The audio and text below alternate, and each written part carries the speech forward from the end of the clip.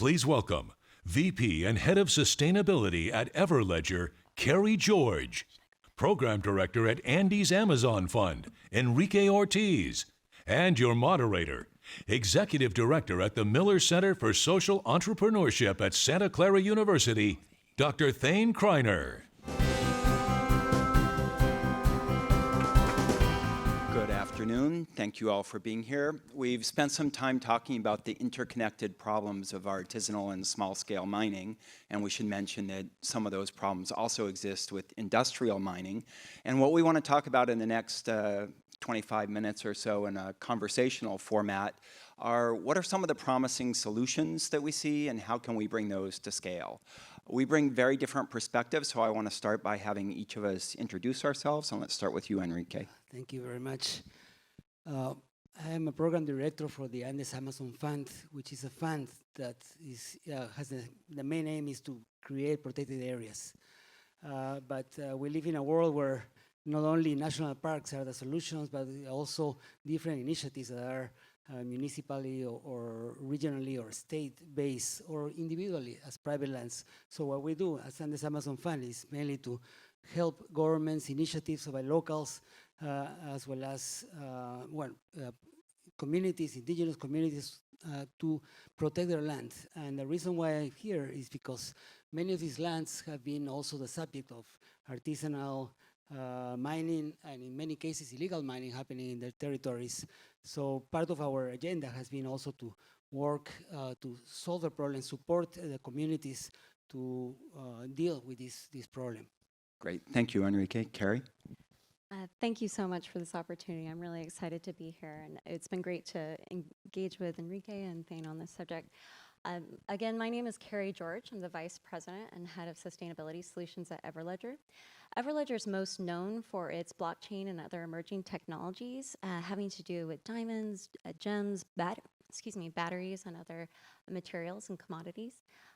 When we look at the material and commodity supply chains, a lot of times what we end up seeing is that, in speaking to the last presenter, you need to connect the actors that have power as well as those that have perspective. A lot of times technologies can be that activity and that connection point. And that's what we're looking to do. My previous work has been with companies like Apple, jewelry companies, apparel and textile companies. I've also worked in the US government and other international development organizations. And I'm here and working with Everledger to try to bring all of those types of perspectives together and also find the right tool for the different types of issues that we're seeing in the supply chain. Thanks very much. And as you heard, I'm Thane Kreiner, Executive Director of Miller Center for Social Entrepreneurship at Santa Clara University, the oldest university in California, founded in 1851 during the gold rush. Santa Clara University is a Jesuit university, so we are committed to fashioning a more just, humane, and sustainable world. The way we do that at Miller Center is by accelerating social enterprises that are helping to end global poverty and protect the planet. And we started our accelerator program in 2003 based on the observation that a lot of innovations meant to address, at the time, the Millennium Development Goals, now the Sustainable Development Goals, were not getting to scale relative to the sizes of the problems afflicting the global poor. So we might celebrate a safe drinking water filter, and 3 years later, only 5,000 people had that, literally a drop in the bucket when there's 1.1 billion people who don't have safe drinking water. Since 2003, we have accelerated more than 1,000 social enterprises working in 100 countries around the world, helped them become ready for appropriate forms of investment, whether that's grants, blended capital, concessionary debt, or traditional equity. Collectively, those social enterprises have raised about $500 million in new capital to scale their impact, and they've improved, transformed, or saved the lives of over 400 million people living in poverty around the world. I got involved with Conservation X Labs because I know Alex from pretty far back, and I'm an avid scuba diver, and he told me what he was doing, and I said, this sounds really interesting, but compared to Enrique and Carrie, I'm a relative novitiate to artisanal mining. So let's talk a little bit about some of the challenges and solutions. And Carrie, why don't we start with you and talking about the need for infrastructure innovation and how that relates to some of the innovations that we hope will come out of this challenge. Absolutely. Some of the key things that I've seen in various commodity sectors and supply chains, whether that be in cotton, cocoa, over to minerals that we're using for electronics as well as for jewelry materials, you see a lot of just basic gaps that enable legality for artisanal miners, as well as their entrance into a legitimate market. Some of those basic things can be things just as simple as an invoice, digital identification, or just any identification. Ability to demonstrate whether or not they are mining in legal artisanal mining zones or with cooperation with large-scale mining. Those types of basic infrastructure techniques are actually readily available in many areas. Using things like mobile money technology, engaging NGOs in a different way to get those steps forward. We can really start doing a lot of this today, whether that be in East Africa. We're looking at work with NGO Pact. We're working with a women's mining association there to make sure that every step of the way has the appropriate licenses, the appropriate broker licenses, making sure that they're getting market rate at the minimum, and that those gems can enter a legal market. And then that appropriately that they can also be followed and tracked all the way to the customer. Those are really important steps for enabling that market. And one of the miners, when we were piloting trying to use mobile money technology, at first there was a hesitancy, but then when they realized that they could be paid in real time in full, they were saying that would multiply their actual market rate for what they were getting. And it's because oftentimes, because it's a cash-based environment, they were only getting paid what was available at that time.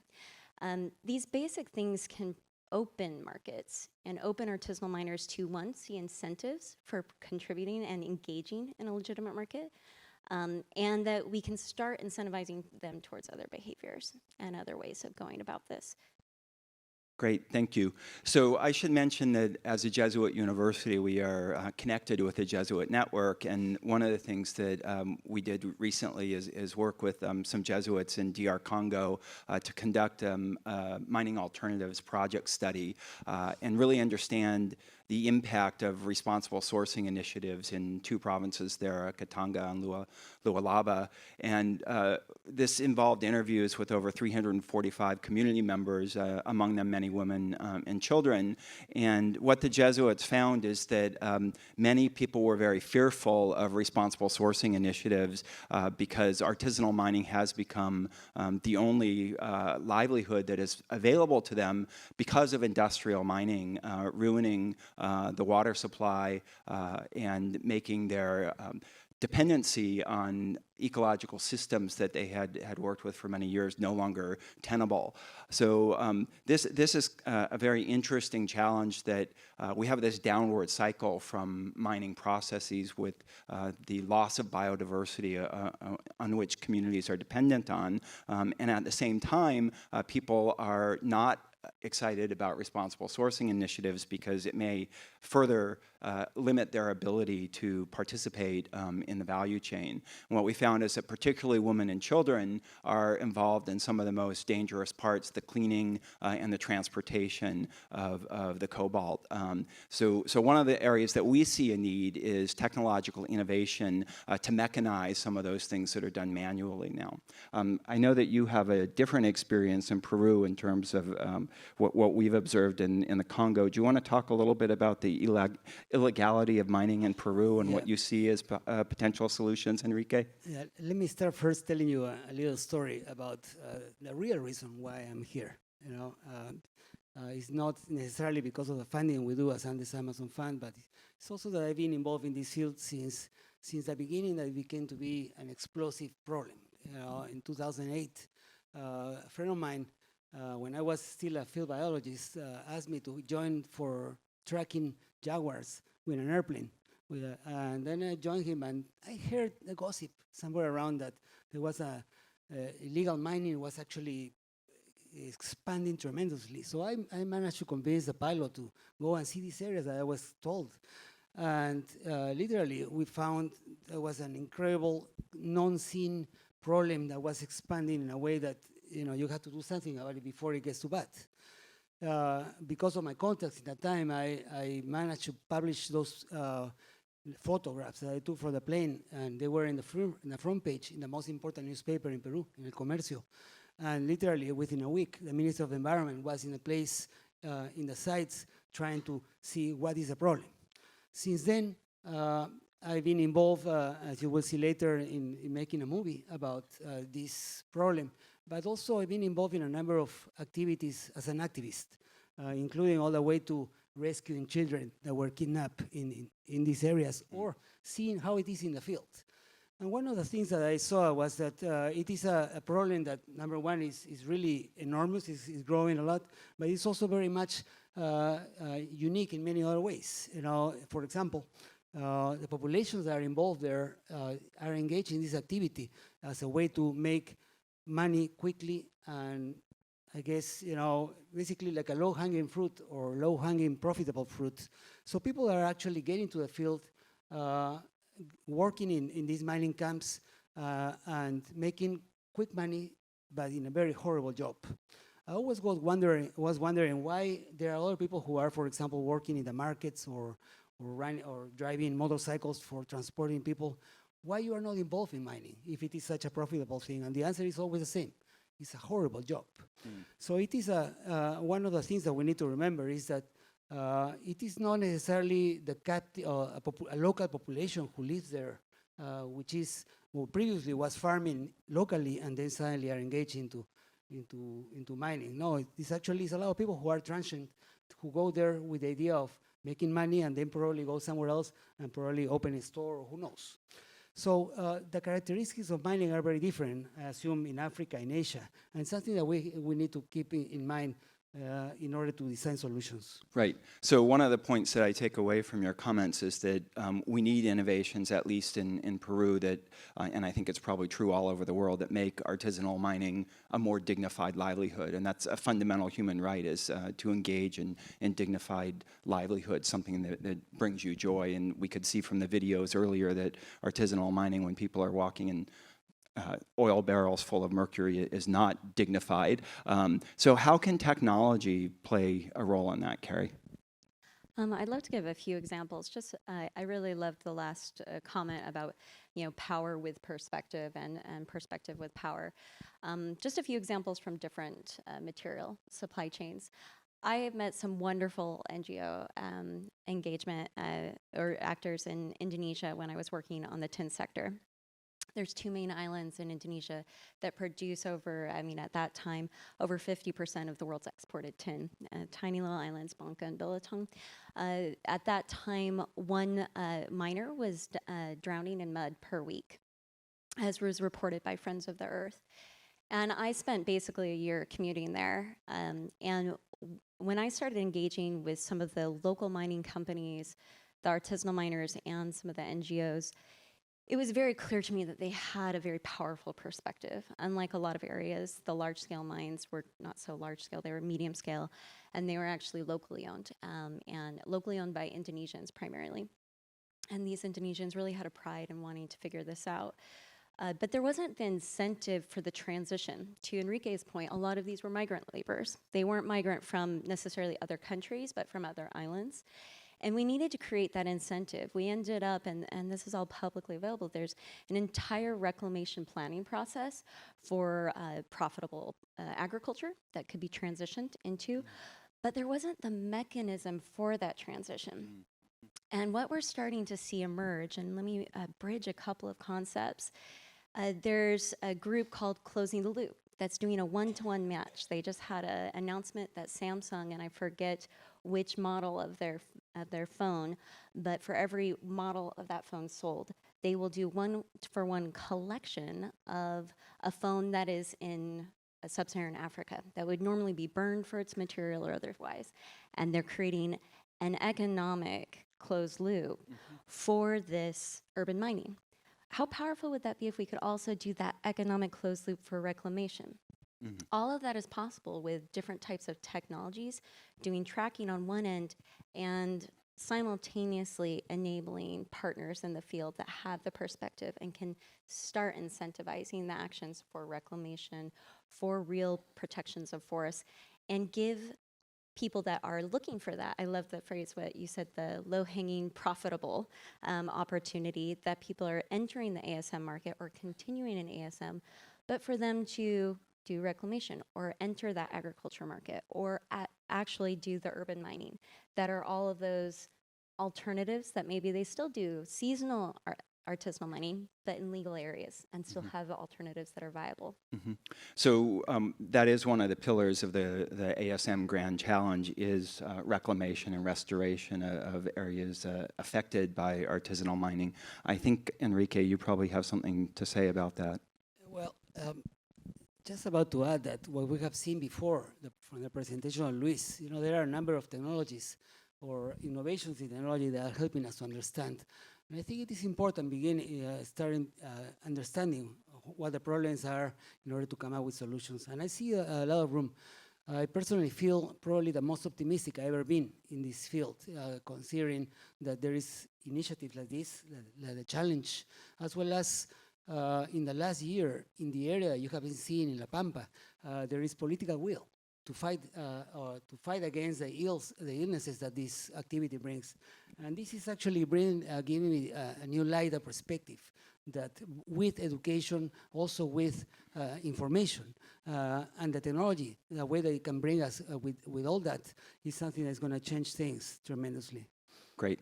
So in DR Congo, one of the things that we heard is that most women and children and heads of households who were not engaged in artisanal mining really wanted to have other dignified livelihoods, building off the point that Carrie just made.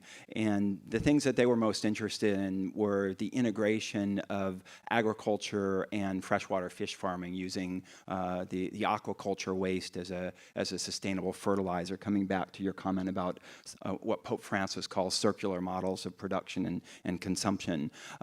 One of the challenges that we have seen, and I think this is a challenge with a lot of NGOs that you were talking about, is how do we get these innovations, whether they're technology innovations, whether they're business model or impact model innovations, how do we get these to scale so that they actually make a dent in this enormous problem? 40 million people engaged in artisanal mining. What are your thoughts on how to get some of these innovations that will come out of the challenge? And we can't imagine what they'll all be, as we heard earlier. That's the whole point of doing a challenge, is that there are creative people out there in adjacent spaces. So there's going to be a lot of innovations. But when we have them, how do we get them to scale?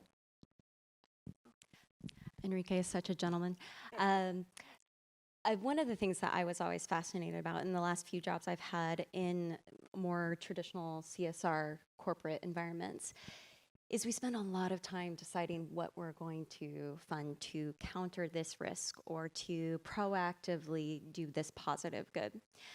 One of the things that I've been fascinated by is, what if I was spending, instead of all the time and money I was spending on different staff and research and other things, what if I could just automatically, to bring back to that one example of what Samsung's funding with this group doing urban mining in Nigeria right now, for every product of X that has X amount of tin, gold, whatever it might be, then I give that 5% or that 10% back. The jewelry sector, one of the reasons I moved to the jewelry sector is they're already doing this.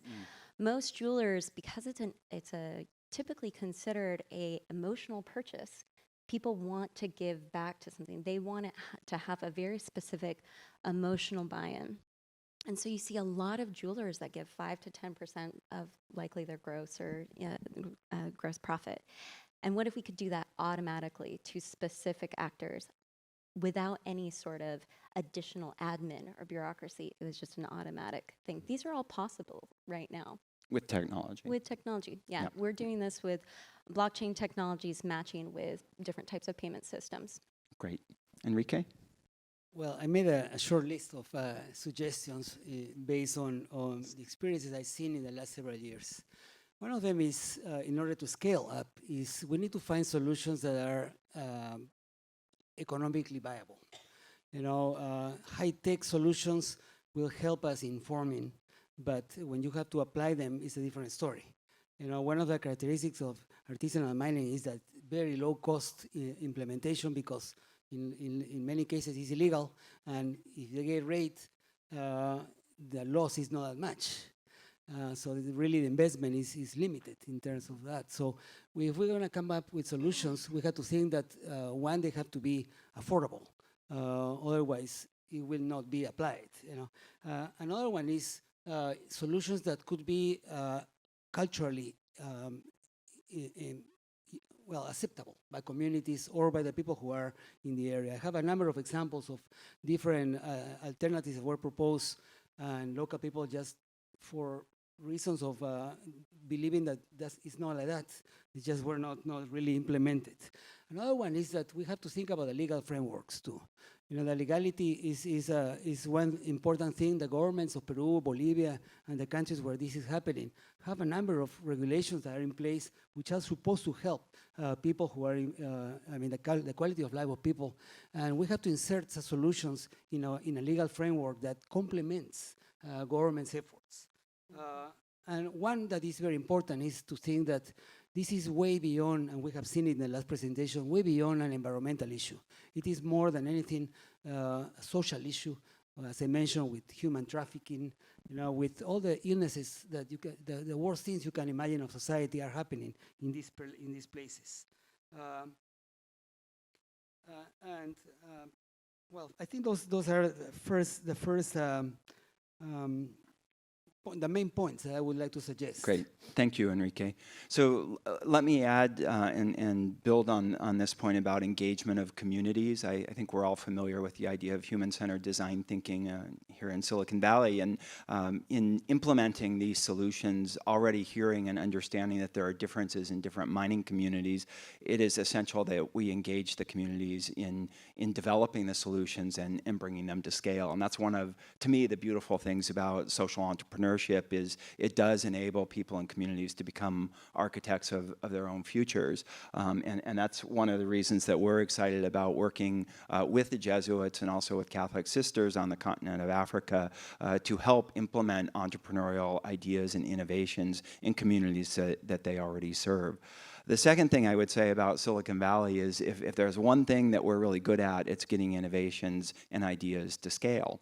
And the way that our accelerator programs work is by connecting executives, like many of you in the room, with social entrepreneurs to help them figure out a growth strategy to take their innovation and develop a financially sustainable business model that can go to scale and figure out who they need to partner with so that it can spread very, very rapidly. So one of the ideas I'd like to put out there is, as we discover through this challenge innovations that do seem to have profound impact in mining communities, and it may very well be different innovations in different communities, what can we do to actually accelerate those and replicate the model in a massively parallel fashion? And that comes right back to what we heard earlier from Aileen. That's what Gordon Moore's law was all based on, was massively parallel synthesis, right? And reducing the feature size and the cost for a data point. And so think about a data point as being impact, and how do we apply Moore's law to creating impact in artisanal and small-scale mining. We're going to wrap up in just a couple minutes here. I want to give Enrique and Carrie a chance to make some closing comments. I just want to repeat that I feel the most optimistic I've ever been in this field, which is something that, if you know me, that's quite a thing, you know. Finally, you know, even though you may think that La Pampa and Madre de Dios is a horrible place, it's a beautiful place, and I encourage you to go and visit and see with your own eyes what is happening there, and also the beauties and we can save in these forests. Thank you. Carrie? Thank you. I'm always really energized whenever I get to meet colleagues that are doing such great work. And I think one of the things that I learned long ago is that probably the best thing I can do with the position I'm in is to enable more of that work. When I was with the various companies that I've worked for, one of the things that I tried to do regularly is, how do I find that person faster that can do the work on the ground that needs to be done? It's where I'm at right now, is I want to enable every company, no matter how small and what their size of budget is, to get there faster and smoother so that they can give however much they can to someone like Enrique in the field to do the work that needs to be done. And so many of the technologies that we talked about today and we saw can help support that effort. And I also want to help bring that information, which sometimes gets lost in a report or on a website, that it can get to someone like me faster and more effectively in real time if we really coordinate and create some interoperability among us all. Great, thank you. And thank you all. I hope this is the beginning of building a community that is devoted to helping incubate, accelerate, ideate these innovations so that we can have a major difference, make a major difference in the world for things that we use every day, as you've heard, iPhones, iPads, the jewelry, I can say that, we wear, and feel good about using them, feel that the people who have produced the elements in them have dignified livelihoods like we do. With that, thank you very much. Enrique, you're going to stay here. We're going to exit, and Louise, please join us here on stage to introduce River of Gold. Thank you.